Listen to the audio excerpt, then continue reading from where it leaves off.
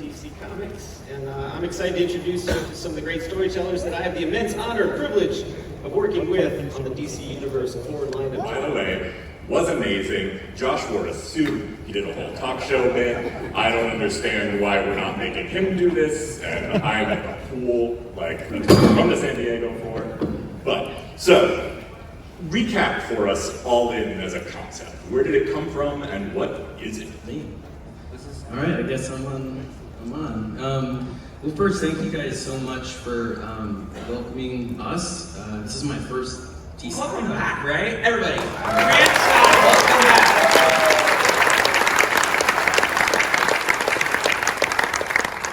Yeah, it's my first DC panel in like 5 years, pretty much. So I'm really honored and thrilled. And All In as a concept, so where did it come from? I mean, when I left DC in 2019, 2020, and went and did some create our own stuff, it gave me a chance to like really read superhero comics for joy and just objectively, right? And I was amazed by all this amazing stuff that was happening, from Superman, Nightwing, World's Finest, and over like Immortal Hulk. There's so many great books. And yet it felt like this cultural conversation was happening, and you guys probably heard it, where it was like, superheroes are over, superheroes are done, we're tired of superheroes, and all this stuff. And it really got me mad, and I would talk to Josh and be like, you know, it's ridiculous. And DC has always been really kind to me about, you know, did I want to come back at some point and do a book or do an event? But I didn't really feel like it. And then this came along, and it was like, you know what I really want to be a part of? I want to be a part of an initiative that reminds people that superhero comics is where these characters are, they not only live, but they're living their best, biggest, most epic stories all the time. They're not dead, they're renewed constantly, and it's just the best medium in the world. And so we started talking and being like, you know what, if we do a big initiative, and an initiative is different than an event, right? An initiative is like when the whole company comes together and stands for something and says, we are about this moment, inviting everybody in, and we're about this, and this is who we are, and please, like, come on in and enjoy. And some of the best ones that we were a part of were the New 52 and Rebirth. And New 52 gave everybody all these crazy new takes on the characters, right? At the same time, Rebirth did something different. Rebirth went back to sort of legacy, continuing storytelling, big epic superhero stories in continuity. We said, embracing the core. And so it was like, what if we do both things at the same time? What if we do one big initiative that celebrates every kind of superhero storytelling all at once, and has the entire line become a jumping on point, where every book, whether it's continuing, whether it's new, is going to offer you a new arc of story starting in October. So that everywhere you look, a new story is beginning. Whether you love daring reinventions of the characters, or in like the Absolute line, whether you love big, epic superhero storytelling in continuity, like Justice League Unlimited, which is unbelievable, all that stuff is great. You're just gonna have everywhere you look one of those. Everything, every kind of superhero storytelling. And so we started talking, being like, it feels like all in. That word, that phrase kept saying that.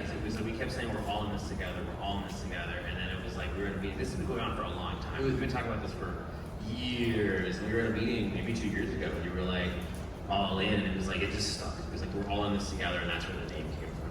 Yeah, because it was like, let's do something that shows people that every kind of superhero storytelling is here. It's all in the books. It's all at DC Comics. And it's all in the stores. The initiative is about getting you to go to comic stores every week.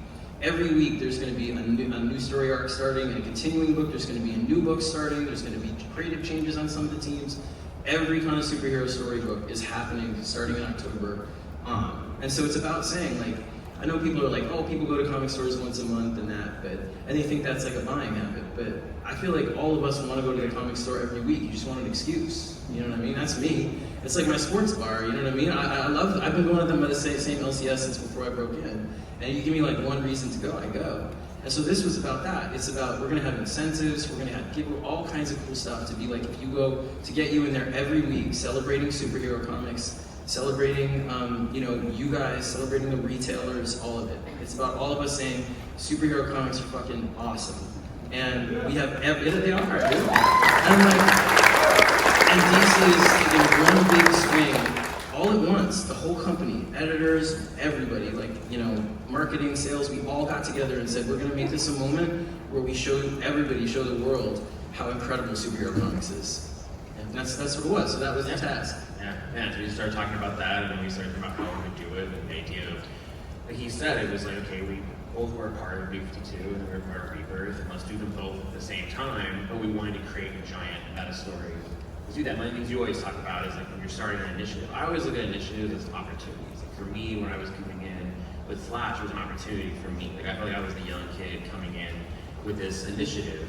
And we saw the same thing here, it was an opportunity, but one of the things you always talk about is that when you're starting an initiative, you have to start with a story. Yeah, exactly. So we started crafting a story. It was 2 years ago here, actually, with Paul and everybody in the green room in DC. Everyone was there, and we were just like, what's a story that says the very ethos of what I just said? What's a story that we can tell that says somebody wants all superheroes to end, thinks it's time, and finds a new way to do that? And so, what better villain than the greatest one in DC Comics? Darkseid, right? Who's the end of all things. He's the Omega. And so, we wanted to do a story where essentially Darkseid decides it's just time for it to go, and he finds out a secret. I don't want to give it away. Yeah, we were spoilers. I feel like we're going to spoil some stuff. We got Darkseid's in this. They always give me the hook. Yeah, whenever I start. But we wanted to create a story that's essentially about the heroes needing to find a whole new way of fighting, a whole new way of getting together, a whole new sort of mission statement for themselves that embraces new, that embraces classic, that embraces legacy, that embraces risk. All of it together if they're going to defeat this new version or this Darkseid who's going to evolve into something far more terrifying.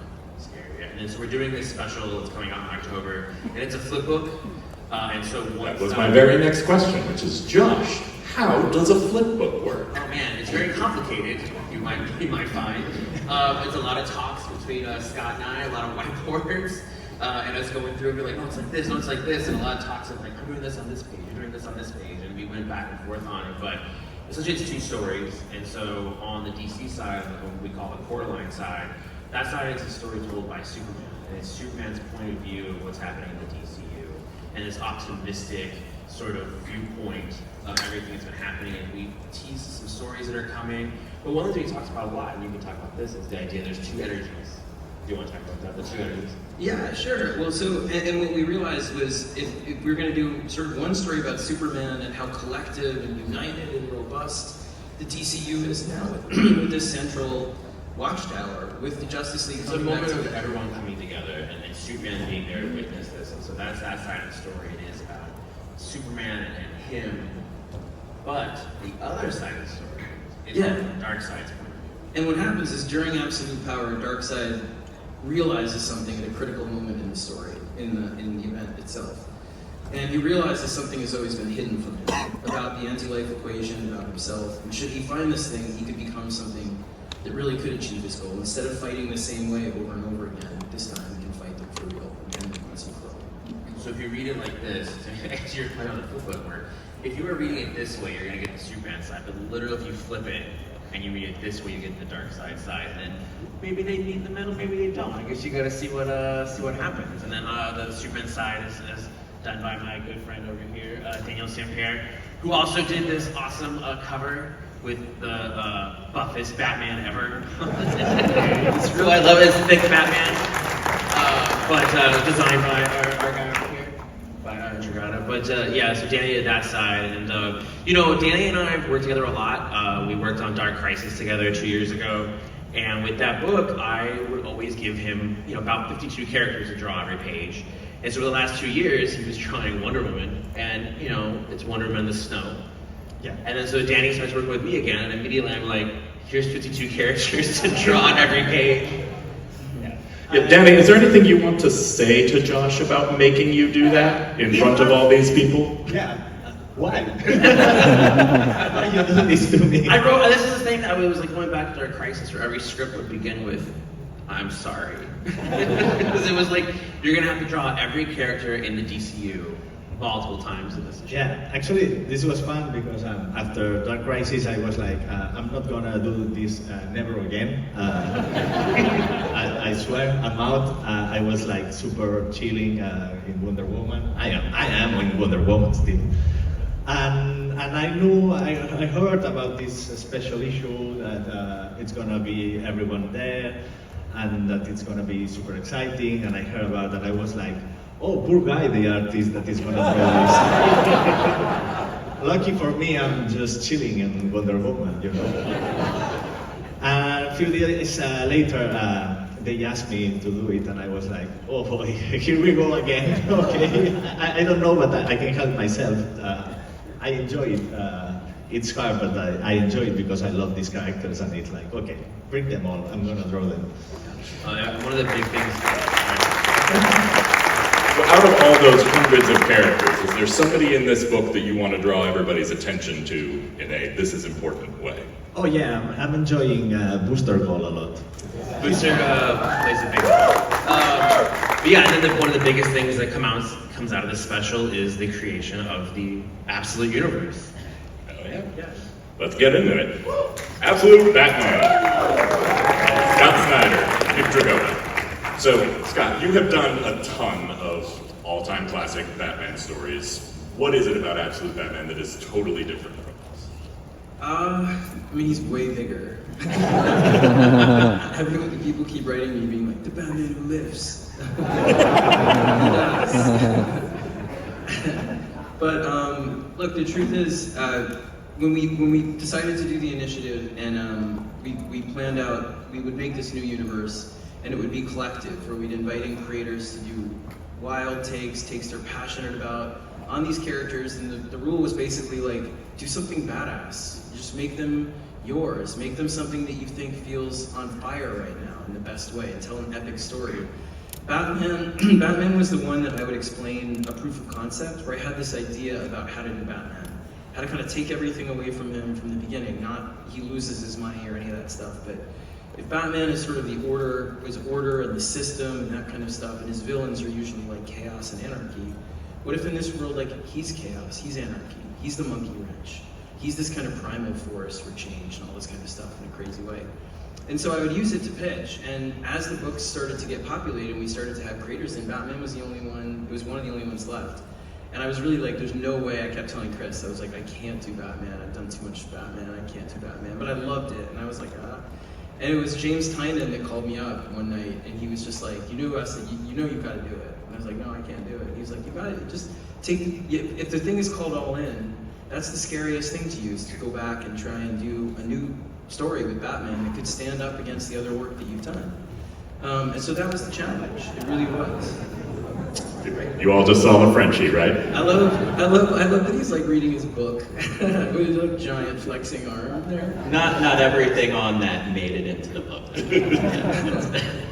I just love it. But anyway, and so I was like, all right, I'm gonna do it. And I honestly, I'm so deeply proud of this book. I really am. I look at it every night, and we've been working on it for over a year. And it's an ongoing. We're there for years. Like, I'm not going off this book. Like, it is not a mini-series or anything like that. It is a top-to-bottom reinvention, so it's not just that kind of basic concept I told you. It's everything is surprising, everything will be new, but it's true to core. He's Batman, he's Bruce, and he's coming for you. It's just, I love it so much. So thank you again for giving me a chance to do it. I really can't wait for you to see it. This guy's just on fire on it. It really is. Nick, how are you and Scott working together? How are you breaking this out? Well, like, Scott called me one day out of the blue, and he was saying there's going to be this new DC universe, new characters, old characters, but new origins. And he went through Batman, Superman, Wonder Woman, like, just kind of what was going to happen. And when he told me the Batman idea, he then moved on to Superman, the Wonder Woman, and I just kept thinking about the Batman idea, and I was like, this idea is insane. There's no way you're gonna deal with it. And I said, Scott, and he was like, so I'm asking you, would you like to be a part? And I'm like, if you write Batman, I'm in right now. I dropped everything I was doing. And that was probably over a year ago. And we started cooking up these insane ideas. I fully believe this. You guys have no idea what this book is. And it is awesome. I've never been, because it was scary because there's a real responsibility in my opinion to do Batman. It was a character for me. Dark Knight Returns, Batman Year One, Batman Judge Dredd. I mean, when these came out in the 90s or 80s and the 90s for me as a reader, it was so important. It probably led to me becoming a comic artist, the storytelling, the emotion. So I feel a real responsibility to deliver a Batman that everyone likes and loves, and it's not just some wild take and, this is us just pissing on a page. Like, this is at its core, it's got real emotion.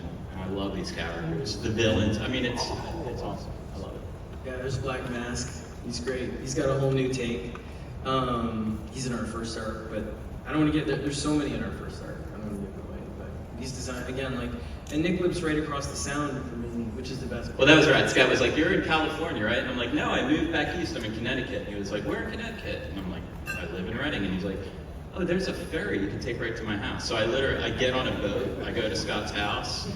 We paste pages up all over the walls. We thumbnail design. I mean, we're cooking up comics. Well, yeah, you won't believe Alfred. Alfred is like he's so badass. He's the point of view character. He's not a butler. He's never been a butler. But he is in town hunting somebody, and he crashes into Batman while he's doing it. And they don't get along at all at first. It's really fun. But he's basically this guy who's like, he's jaded, he's been around the world, he's done some bad things, and he's here on this mission. And when he sees Bruce, he thinks this kid is just crazy. He's just an idealist. He'll never make it. And then it kind of inspires him to start to think things can be better too. So it's a really fun relationship. Hey, you are the artist of Absolute Wonder Woman with writer Kelly Thompson. This is a radically different looking Wonder Woman from the standard. What can you tell us about her? All right, I have words from Kelly herself, so we'll just give those straight to you. So, in Kelly's own words, exiled from paradise, raised in hell, Diana is the last Amazon and the world's first superhero, equal parts warrior and witch. The world has never seen anything like her, and she's never seen anything like the world.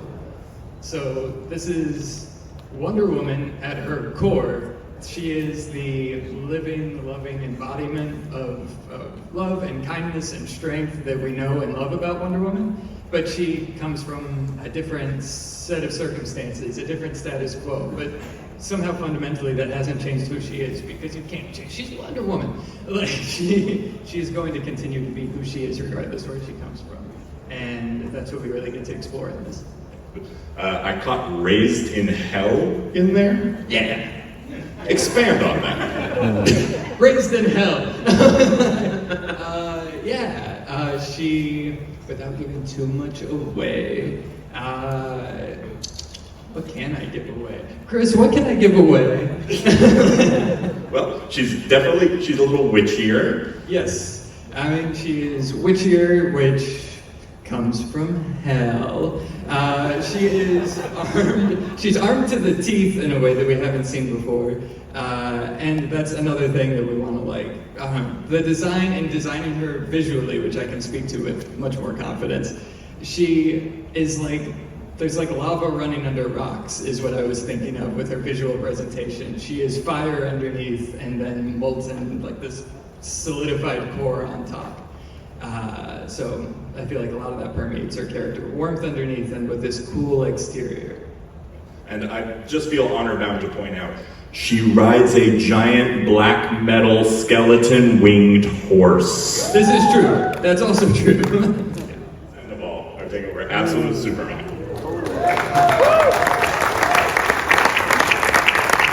What kind of Superman are you bringing to this universe? Well, that's a good question. That's the big question. That's your first look at issue 2's cover there too, by the way.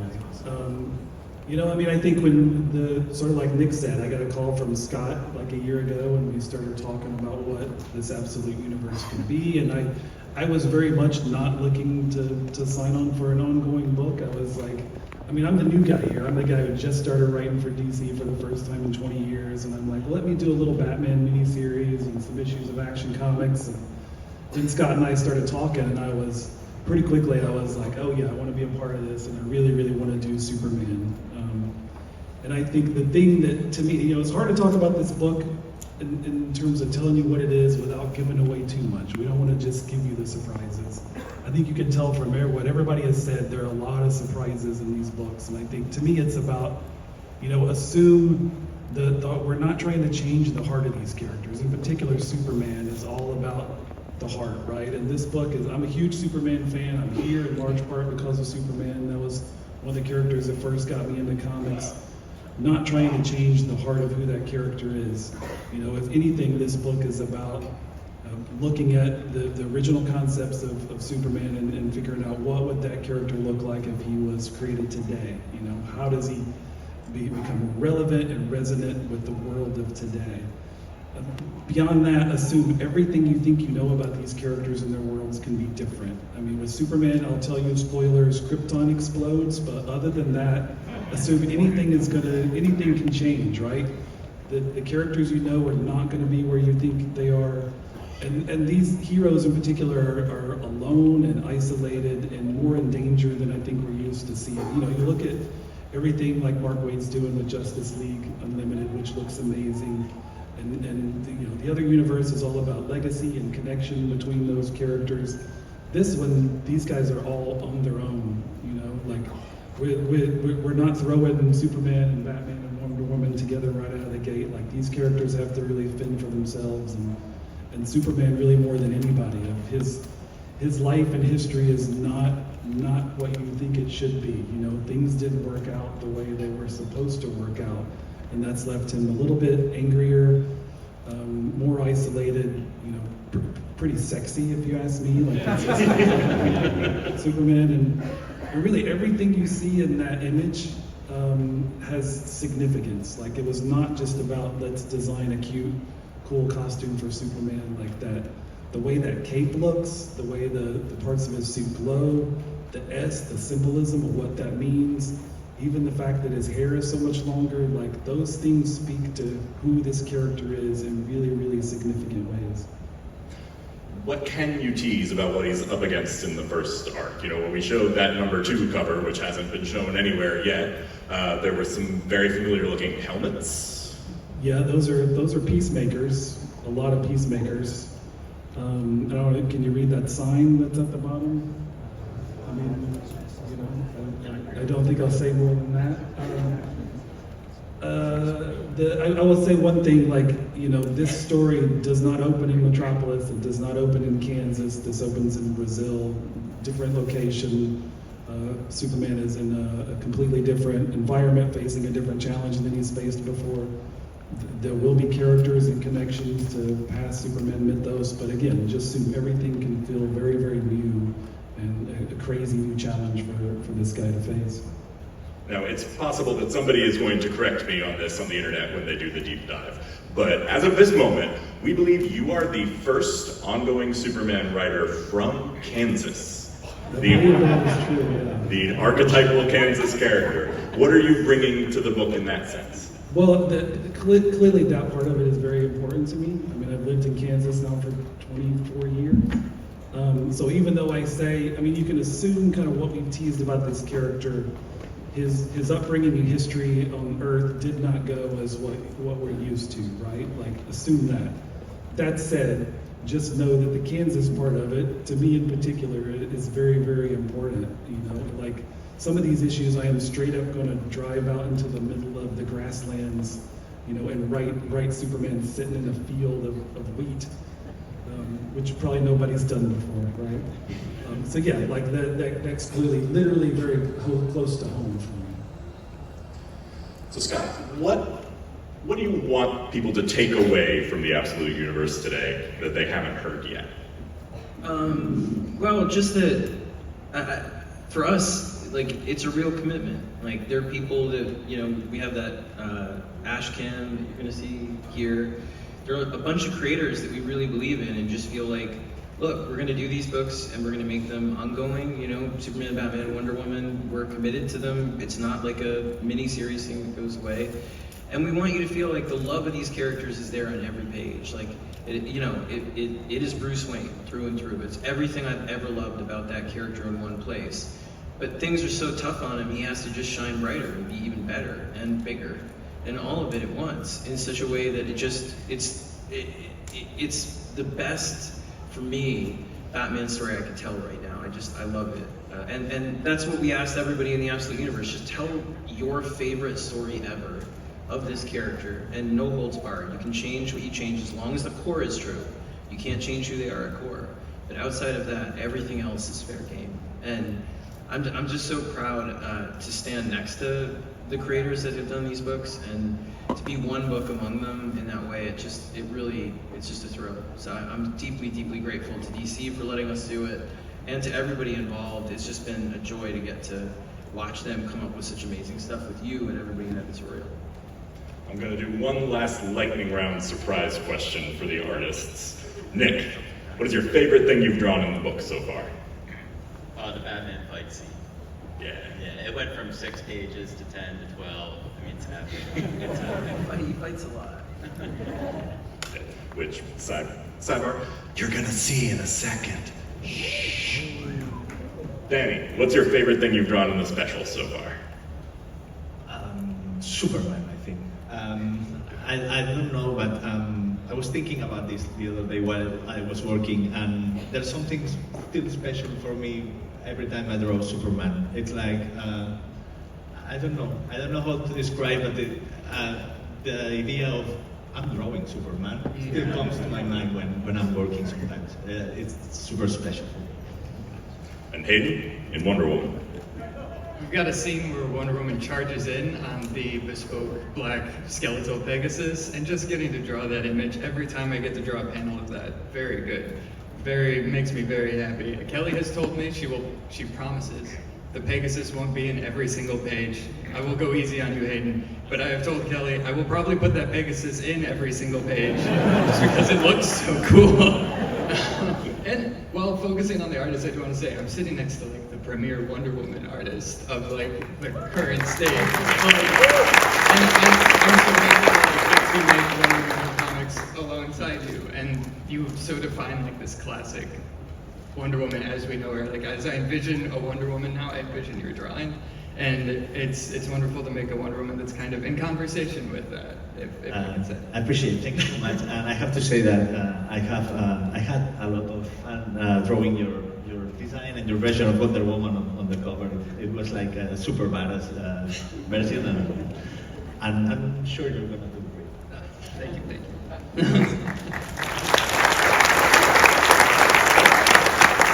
Close this out, Scott mentioned that we do have a large variety of people working behind the scenes on this, both at DC and elsewhere in the talent community. And we do have one surprise book announcement to take you out on, which is Absolute Flash from Jeff Lemire and Nick Robles, coming early next year. And that is all I will say.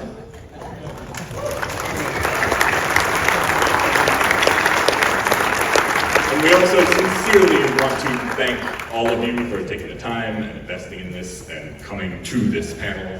We know there are so many things you could do in San Diego, and you were here. So to thank you on your way out today, you're getting prizes. You are getting the limited edition Absolute Batman pin, set 2 pins, and you are getting the Absolute Batman ash can.